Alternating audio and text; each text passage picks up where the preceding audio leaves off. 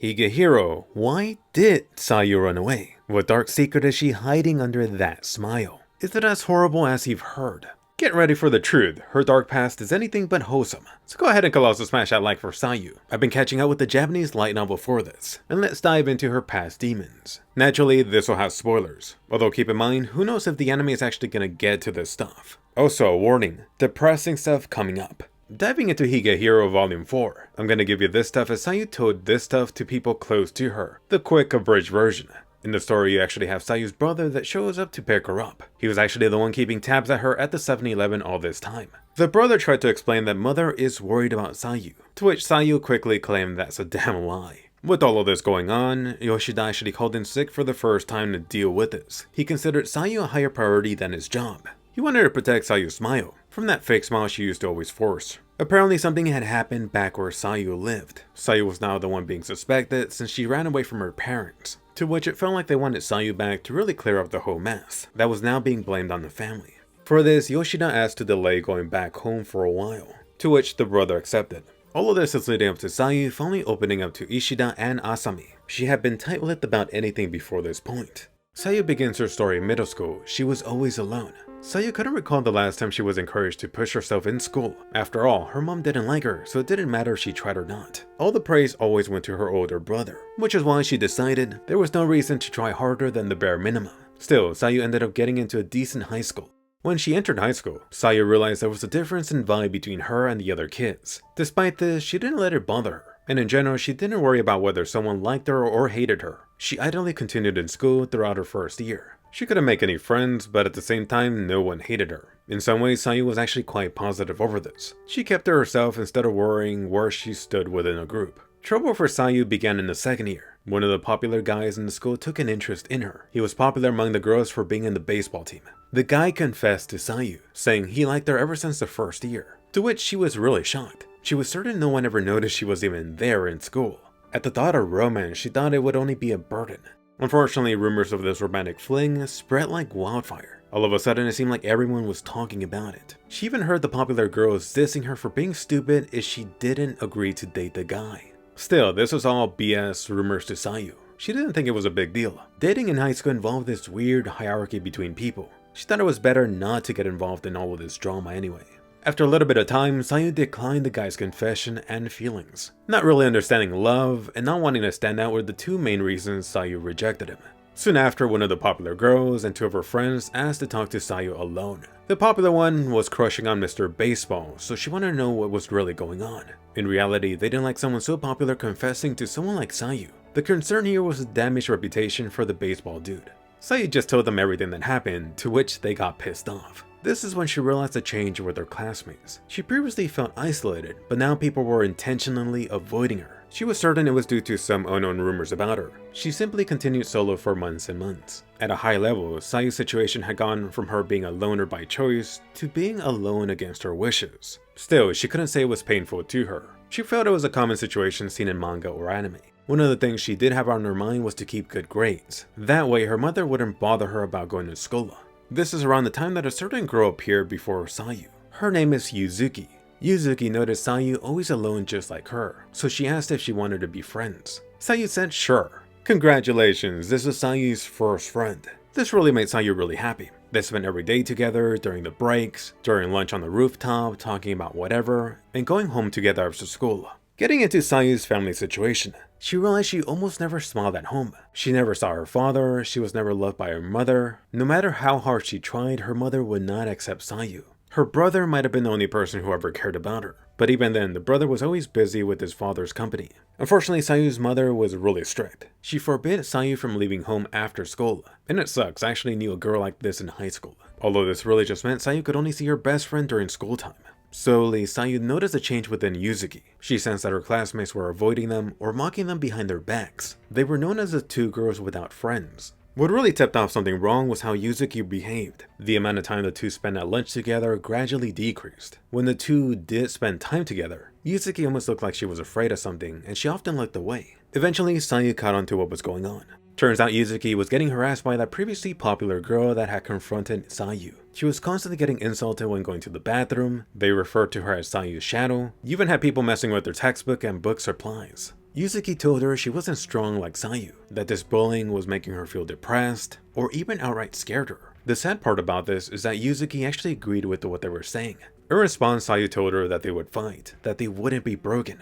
Fast forward a little later, one day the two buddies were having lunch on the rooftop as always. Yuzuki then said she had to go to the toilet. 20 minutes later, it must have been a big one since she wasn't back. Sayu once again found the popular girl messing with Yuzuki in the bathroom. She didn't hear what they were talking about, but she got Yuzuki out of there. Before they got out, Sayu got told to ditch that loser and join their group. This just made her blood boil. A little bit later, Yuzuki actually told Sayu it'd be best to join their group instead of being with her. She couldn't stand the thought of Sayu getting bullied too, to which Sayu quickly cut her off. She thought she had to be the one to protect Yuzuki. She reassured her they would be fine together. All they needed to do was push themselves together till graduation.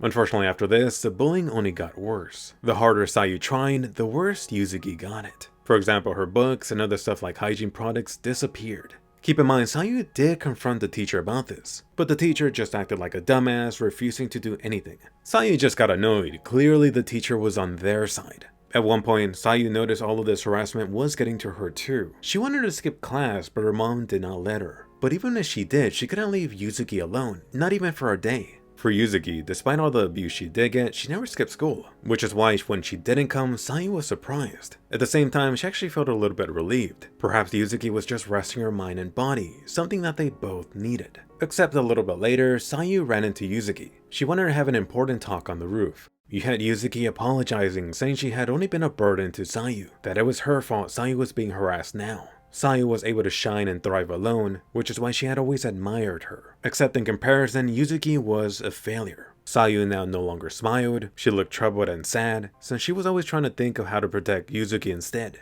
Yuzuki finally told Sayu to keep on smiling. Sayu saw what was going on, she screamed, but she was too late. Yuzuki had jumped over into the concrete below. Keep in mind, Sayu threw up twice telling this story. Once on Asami's skirt, by the way. Continuing this sad tale, Yuzuki dying left Sayu drowning in despair. They both wanted to run away together, but unfortunately Yuzuki left first in the worst way possible. She felt frustrated that she was completely oblivious to the extent that Yuzuki was suffering. Since Sayu was there, it was natural that the police questioned her about what happened. At the same time, she felt like she was unfairly suspected, which made her pain much worse. Sayu couldn't sleep. Yuzuki was engraved in her head. A few days after the incident, the media gathered at her place asking questions. You had reporters and other adults there when she left for school and when she returned. I mean, god damn it. Her mother just got pissed off. Sayu was already in this terrible state. She desperately tried to explain what happened to the mother. Her mother was like, "Oh, I'd expect nothing less from you." And she even dared to try to reconfirm that Sayu didn't actually kill that friend. She eventually got tired of seeing the media outside their home, so she eventually stopped going to school completely. Sayu didn't know the details, but it turns out her father divorced her mother before she was born. Due to these unknown details, her mother never loved her. The mother loved the brother since he was being successful in his father's company. On the flip side, everything Sayu did only caused her trouble in her eyes.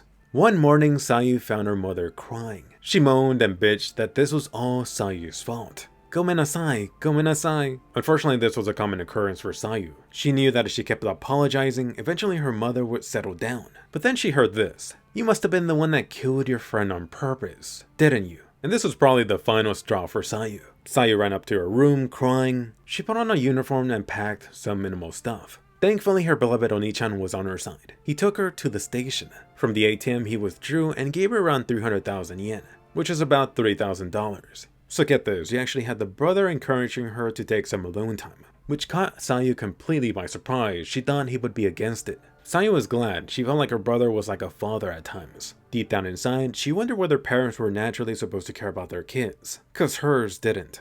I was actually wondering how long could she survive with that amount of money. For a really cheap hotel in Japan, it would cost you anywhere from $30 to $50, which means roughly 100 days. And then a net cafe, which is coming up, around $15 for a full day. Keep in mind, none of this is counting food. Anyway, getting into Sayu's saga alone. Being by herself in a hotel, Sayu felt like she was truly alone. She questioned who she even was. Sayu had a mother who never loved her. She had a brother who was kind to her, although she felt he was taking pity on her. She never had any friends, and when she finally made one, she quickly disappeared too. At this rock bottom point in her life, Sayu felt like trying some bad things. At the same time, she didn't have the courage to try drinking or smoking, so Sayu stripped. She then started diddling herself. She felt horrible and miserable with herself after finishing, but she couldn't stop. She kept on playing with herself daily in the hotel. To which guys are like, first time? Slowly but surely her money was running out, which is why Sayu switched over to a net cafe. During this time, her brother contacted Sayu. He asked her to return since she did promise him. Besides, she should be running out of funds by now. But in the end, Sayu ended up breaking her promise to go back. She tossed her phone in the garbage. She felt bad about lying about the promise, but she didn't want to go back to that place with that mother. You had Sayu walking around late at nighttime, until a guy with the suit approached her. The shady individual asked if she needed a place to stay, and the rest was history. Sayu claims she doesn't even recall the first guy's name or face. She kept offering her body for a place to stay until she ran into Yoshida. She thought to herself that if she could do it once, it didn't matter if she did it more times. Next up, some of Yoshida's perspective. He wished that Sayu was able to be with her family and living happily, for her to go to school and have this normal schoolgirl life. He wanted Sayu to genuinely smile. As to what Sayu thinks of Yoshida, she thinks of their relationship as father and daughter, that she found the family she was missing. A little bit later, you do have Yoshida and Yuzuha chatting about Sayu's situation, that Sayu is going to be 18 soon, but she had already missed the second half of the year. Sayu would have problems passing at this rate. At this point, recall Sayu is set to go back home soon with her brother. Both of them thought that Sayu is in this pretty confused state right now, that if they were to separate, it would probably do more damage than good for her. Next up, Yoshida and Sayu's brother meeting for lunch. So now you're actually getting from the brother the mother's backstory. Sayu's father is the president of this huge food company in Hokkaido. Sayu's mother worked in that company. Somewhere along the way, both of them met and then got married. She got pregnant with the brother, and then she became a stay-at-home mother after giving birth. Apparently, this was the happiest time of her life. Trouble then came crawling years later. Apparently, Sayu's father liked sleeping around. Gradually, Papa lost interest in the mother. The guy was almost never home, except sometimes to sleep with her. And that's how the accident happened. The mother got knocked up with Sayu. But get this, the Papa wanted to abort Sayu. However, their mother objected. To her, Sayu was the last thing keeping them together. So it's no surprise when Sayu was born, the father completely left the picture. Their father even remarried to another woman. So why does mother hate Sayu so much? Sayu was supposed to be the bond between these two figures, the mother and father. But instead, she ended up becoming the symbol of the opposite, a lack of love for the mother. The brother admitted he felt Sayu's loneliness growing up. At the same time, he knew a brother's love wasn't enough, that a girl needs love from both of her parents. Before taking off, the brother gave thanks to Yoshida, that maybe for the first time in Sayu's life, she actually had a father figure. Next up, some thoughts from Sayu. She thought that she wanted to stay in this place forever, but she couldn't. Staying would mean avoiding confronting her past, that she'd be running away forever. It would have meant meeting Yoshida was for nothing. Somewhere along the way, Sayu had a quick chat with Goto. Apparently she used to run away when she was young too. Anyway, getting into their last night together, Asami and Sayu made sure they had each other's contact info. You had Sayu hugging Yoshida while in bed, burying her head within his chest. She said she was afraid to leave such a great place, and Yoshida hugged her back. A little bit later, Sayu fell asleep there. Yoshida slowly put Sayu back in her own bed when she fell asleep. You then heard Yoshida's final thoughts on this. He was determined to see this through. I mean, after all, he was taking time to go there with her. So, pretty long. If you enjoyed, hit that like. If this gets enough love, maybe I'll do a follow-up. And here's some important stuff remaining with that cliffhanger. The final volume for this will be number 5 that's coming up. You could only imagine the drama that's going to explode with the mother. Perhaps even the father is going to come into the picture. I'm hoping that Yoshida doesn't get locked up. What's that line about good deeds don't go unpunished? The mother could totally pull that card. I mean, he's pretty much going to admit guilt by going with Sayu. I'm really just hoping Sayu makes it out of this in a better place. I think we're all wishing that for her. So let me know, what do you hope happens? Maybe the brother or the other people she's made a connection with can let her money to stay in a different spot. Transfer to the high school over with Asami. For some other fun, who do you think Yoshida will end up with? Do you got a preference? Yuzuha or Goto are the prime contenders. I think I prefer the blonde one. But the bigger question is, will the anime even get to this? Technically, the final volume will come a month before the anime ends. But keep in mind, the anime is moving pretty slowly. Unless they abridge or skip some stuff, the anime will barely cover what I just talked about. I'm already predicting a good chunk of this will be abridged. Is it possible for them to have an OVA special or movie conclusion? Unfortunately, I can tell you this series and anime isn't that popular in Japan. A movie route would be surprising, although I guess not completely impossible.